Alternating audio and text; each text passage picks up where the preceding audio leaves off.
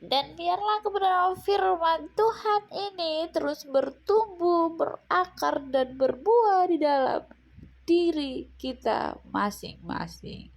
Selamat menyaksikan. Terima kasih, Tuhan Yesus memberkati. Bapak Ibu, tadi Abu Dekat sudah memberikan introduksi tentang mukjizat yang terjadi di gereja ini, di mana Alkitab terapung dan terbuka pada halaman kitab Nabi Yesaya pasal 19, secara khusus stressingnya pada ayat 25, ketika terjadinya perang antara Israel dan negara-negara Arab, khususnya Mesir. Ayat itu yang terapung berbunyi, yang diberkati oleh Tuhan semesta alam dengan berfirman, diberkatilah Mesir umatku, dan Asyur buatan tanganku, dan Israel milik usaha. Nah, saudara-saudara, seringkali di dalam kehidupan bermasyarakat, berbangsa, bernegara, itu terjadi eksploitasi satu bangsa atas bangsa yang lain, satu agama atas agama yang lain. Namun di balik semuanya itu, Tuhan pasti menghendaki umatnya damai. Tidak ada perang, tidak ada perselisihan, tidak ada persekusi bahkan. Nah, kita akan belajar pada waktu yang singkat ini tentang jatuhnya hegemoni agama mayoritas. Dan yang saya mau kisahkan itu masa lalu, bukan masa sekarang, yaitu Imperium Romanum Sacrum, Imperium Roma yang sangat jaya dan disakralkan, yang bertahan sampai 2000 tahun. Siapa yang sangka bahwa imperium besar ini akan tumbang? Tidak ada yang sangka. Itulah Imperium Roma yang berjaya luar biasa lebih dari 2000 tahun. Kenapa Roma bisa jatuh? Roma pagan maksudnya. Setelah bertahan berabad-abad, kurang dikjaya apa?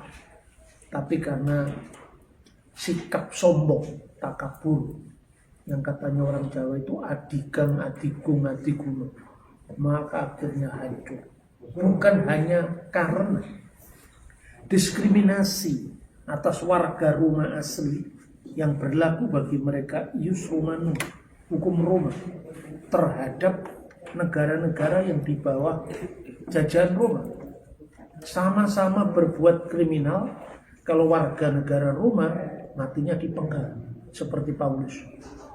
Tapi kalau dia warga negara Yudea, warga negara Mesir, yang semua di bawah penjajahan Roma, matinya mesti disalib, seperti terjadi pada Yesus Kristus atau Petrus, matinya disalib.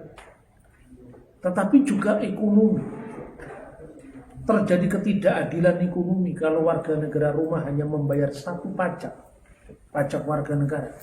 Tapi kalau warga negara jajahan Roma membayar pajak bagi orang asing, yang berlaku hukum ius gentium, hukum bagi bangsa-bangsa.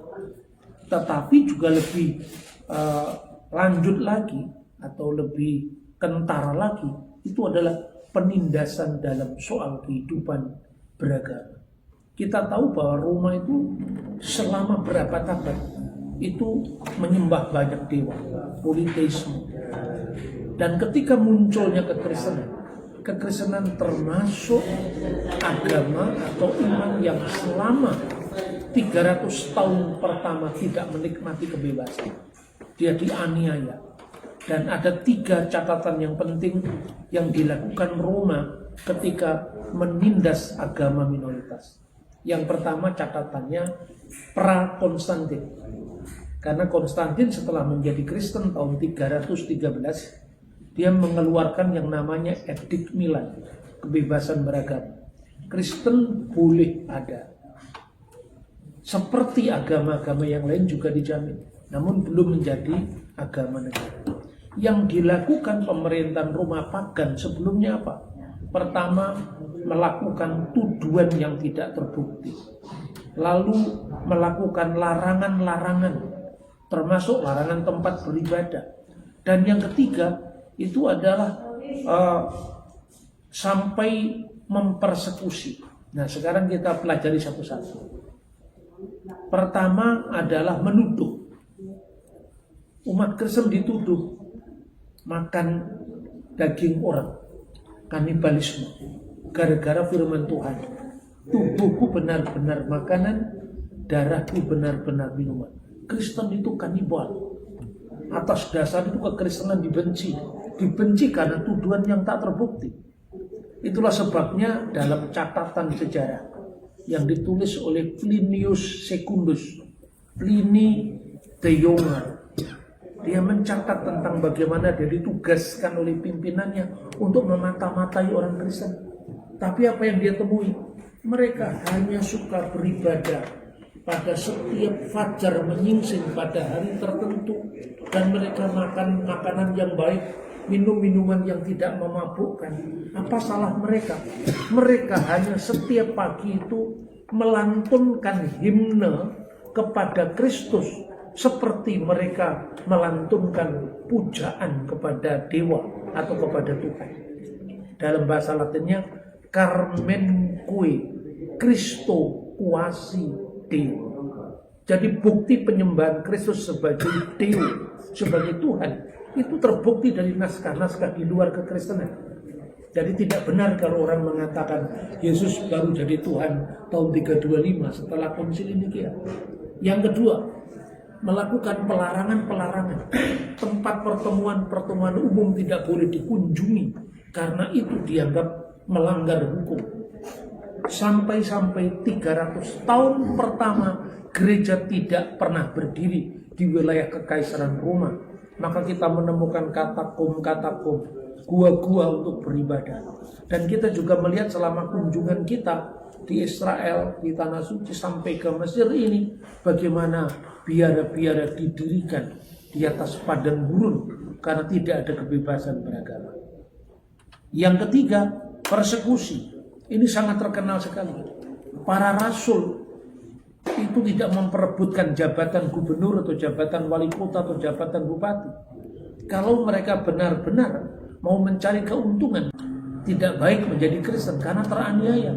Petrus sendiri sudah dinubuatkan Yesus, ketika engkau masih muda, engkau berjalan kemana saja, tapi ketika engkau menjadi tua, orang akan mengikat engkau dan membawa kamu ke tempat yang tidak kamu kehendaki. Terbukti betapa kerasnya penganiayaan terhadap Kristen, sampai-sampai Petrus yang panggilan para rasul pun itu akan meninggalkan Roma. Namun di jalan Apia dia mendapatkan penampakan dari Kristus langsung. Betapa kagetnya Petrus menurut catatan sejarah gereja, dan dia bertanya, "Quo vadis Domini?" Engkau mau kemana Tuhan? Lalu Yesus menjawab dalam bahasa Latin, "Iterum Romano venio crucifixi." Saya mau ke Roma untuk disalibkan yang kedua kali. Akhirnya Petrus disalibkan dengan kepala di bawah. Sampai hari ini terkenal ungkapan Quo vadis. Lalu yang kedua, pasca tahun 313, kekristenan mendapatkan kebebasan beragama. Namun gereja Koptik juga melestarikan atau mengabadikan selesainya tahun penganiayaan itu dengan membuat tahun yang dinamakan Anno Martiri. Sampai sekarang itu dipakai di gereja Koptik Ortodoks sebagai kalender liturgis. Ada berganti-ganti kebijaksanaan setelah Edik Milan, sampai suatu saat muncul yang namanya Julian si Murtad. Julianus itu kaisar, masih keponakannya Konstantin Agung. Akhirnya dia kembali ke agama pagan, kembali ke agama paganisme, menyembah banyak dewa. Menurut dia itu lebih demokratis kalau dewanya banyak. Lalu dia melakukan semacam penekanan, pembatasan terhadap kekristenan yang luar biasa. Pembatasan-pembatasan itu dilakukan, misalnya dia kepingin menandingi Natal. Jadi Natal itu aslinya memang dalam Koptik Didaskalia Apostolorum bab 18. Ya, itu dikatakan ya ikhwatana tahfudu fi ayamil ayat idmilat Rabbina. Tetapkanlah dalam hari-hari perayaan kita kelahiran dari junjungan agung kita Kristus, wa kamaluhu fi kamsati wa isrin min syahri tasi'i lil Ibraniyin. Setiap tanggal 25 bulan Ibrani ke-9. Sebetulnya saudara-saudara, yang dilakukan oleh para penganiaya itu tahu kalau kekristenan itu benar. Tapi mereka mencoba menggunakan masa rakyat yang bodoh, yang mengeluh-elukan dia. Dan itu juga terulang sampai hari ini. Ketika saya tunjukkan dokumen-dokumen Natal dari zamannya Paus Telesphorus pertama tahun 126, masih ada orang tidak mau terima. Dan Tuhan mengingatkan kepada kita, kecelakaan itu terjadi apabila kekristenan sendiri tidak atau abai terhadap imannya. Ketika imannya dipersoalkan, dianggap itu biasa. Padahal itu waktu kita untuk bersaksi dan menjawab. Ketika saya tunjukkan dokumen Koptik itu yang sudah ditetapkan di masa Paus Demetrius pertama di Alexandria, orang mengatakan ini kan tahun Yahudi, bulan Kislev, bukan bulan Desember. Saya yakin orang yang ngomong itu tahu sebenarnya, tapi sengaja tidak mau tahu. Karena apa? Dia pikirnya untung-untungan, bukan kebenaran. Padahal Anda tahu, cukup mudah melihat kalender Ibrani setiap di Israel. Bulan Kislev itu jatuhnya selalu Desember atau awal Januari. Hanya karena perbedaan sistem liturgi, sistem kalender. Kalau kalender Koptik itu bulan Kiyah. Ya, itu saudara-saudara. Jadi mereka tidak berdaya, seperti mau menutup matahari dengan sapu tangan. Tidak berdaya karena Natal yang dipersekusi, yang dulunya dilarang-larang, ternyata tidak bisa dilawan. Makanya yang dilakukan berikutnya adalah membajak kalender Natal. Luar biasa kan? Sekarang tidak mampu untuk melawan sejarah. Dia sekarang membajak sejarahnya Kristen. Makanya sejak Kaisar Julianus si Murtad itu dilakukan pembajakan terhadap Natal 25 Desember kelahiran Yesus, dijadikan kelahiran Sol Invicti, kelahiran Dewa Matahari. Dari mana datanya? Saudara-saudara, saudara silahkan membaca bukunya Macrobius. Macrobius itu mencatat dalam bukunya, itu bukunya gampang sekali dicari sekarang. Apa yang tidak bisa dicari lewat dunia revolusi industri keempat? Macrobius dalam judul bukunya, dia hidup abad ketiga sebelum Masehi. Judul bukunya adalah Saturnalia. Buku pertama, chapter ke-10, nomor 4, halamannya tergantung penerbitnya. Dikatakan bahwa Saturnalia, titik balik musim dingin, harus dirayakan 7 hari, mulai tanggal 17 Desember, paling akhir 23 Desember. Tidak ada 25 Desember. Jadi tolong dicek langsung dokumen primernya. Macrobius dalam judul bukunya adalah Saturnalia. Yang kedua, yang sering dijadikan rujukan bahwa 25 Desember itu perayaan Dewa Matahari, itu disebut kronogram 354 Masehi atau Anno Domini. Itu Anda bisa langsung cross check. Pertama, teks yang dianggap sebagai hari lahir Dewa Matahari itu bagian ke-8 dari kronogram Roma 354 Anno Domini. Teksnya itu ini nanti saya kirimkan pada saudara-saudara. Judulnya dalam bahasa Latin itu N.Invicti.cm.xxx. Itu artinya apa? Pertama, N itu natalis, kelahiran. Invicti, dia yang tak terkalahkan. Tidak ada kata sol yang artinya Dewa Matahari. Jadi tafsiran orang-orang modern. Kemudian Circensis Missus, XXX itu 30, Triginta dalam bahasa Latin. Jadi artinya apa? Kelahiran dari dia yang tak terkalahkan, permainan yang diperintahkan 30 jenis. Jadi jenis perlombaan-perlombaan yang dirayakan setiap tanggal 25 Desember. Tapi pada bagian 8 dan bagian 12 justru ditegaskan dalam kronogram Roma tahun 354 itu kelahiran Yesus Kristus. Pada bagian ke-8 kronogram itu dikatakan hoc consul Dominus Yesus Kristus natus et octavo calendas Januari, yang artinya dan pada masa itu, pada masa konsul yang berkuasa itu, Tuhan Yesus Kristus dilahirkan pada 8 hari sebelum Januari. Itu 25 Desember. Lalu pada bagian 12 dari kronogram Roma tahun 354 Anno Domini ditulis octavo calendas Januarium natus Christus in Bethlehem Judea. Clear sekali. Jadi 8 hari sebelum Januari dilahirkan Kristus di Bethlehem wilayah Judea. Kurang bukti apa? Jadi terminus perquem, tahun paling awal yang bisa dilacak kelahiran Dewa Matahari bukan 25 Desember, tapi berdasarkan catatan Macrobius dalam bukunya Saturnalia, buku pertama, bab 10, nomor 4, itu 17 sampai 23 Desember. Terminus perquem. Dan waktu itu Kaisar Aurelian itu mengaku diri sebagai Pontifex Solis, pelindung sang matahari.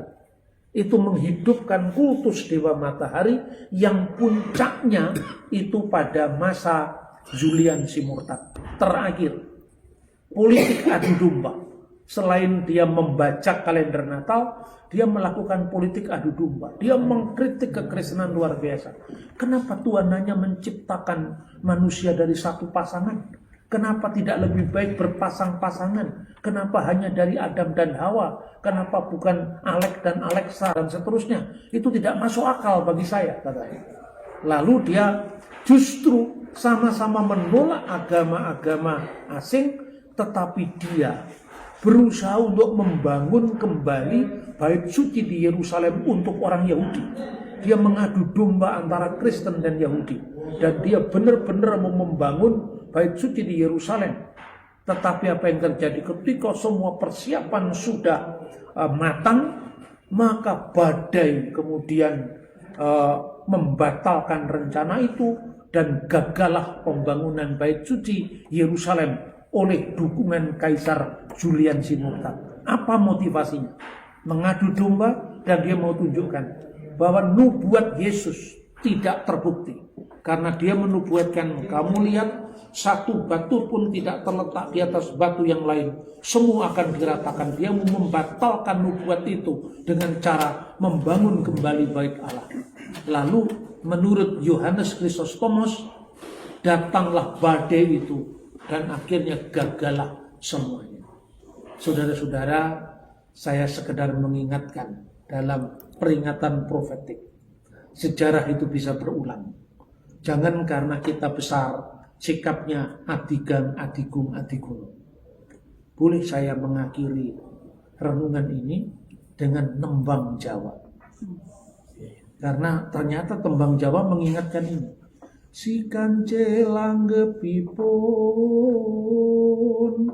ngandelaken kebat lumpatipun, pan si gajah ngandelaken ageng inggil, si ulo ngandelaken iku upase kalamun nyokot. Yang Batak jangan iri. Ini lagu Jawa. Karena apa? Yang mau saya kasih peringatan yang sering terjadi di Pulau Jawa. Jangan kamu seperti kancil yang mengandalkan kecerdikannya untuk menipu, atau gajah karena kebesarannya, atau ular yang karena bisanya mematikan. Itulah yang terjadi pada Roma. Bukan sekedar mencegah, menahan, mempersekusi, menganiaya, membunuh, membakar, ya, tetapi juga memalsu dan mengadu domba. Kiranya itu tidak terjadi di bangsa kita. Karena kita ingin NKRI tetap jaya, supaya tetap jaya, maka kita tidak boleh mempersekusi orang lain. Sebesar apapun kita, yang kecil tetap harus kita pelihara. Makanya marilah kita bersyukur, sekalipun sekarang Natal dibajak lagi menjadi hari mualaf sedunia, tapi di sini kita tidak punya pengaruh apa-apa. Jangan terpancing untuk kita membalas caci makian terhadap kita, tapi mari kita berkati mereka yang mengutuk kita dan mendoakan mereka yang menganiaya kita. Dari mujizat Alkitab terapung yang mengingatkan perang itu tidak baik bagi setiap agama, setiap umat manapun dari kota Kairo. Selamat merayakan tahun baru dan mengawali tahun ini dengan baik. Kulu am wa antum bikhoir. Sepanjang tahun kiranya kita berada dalam kebaikan. Tuhan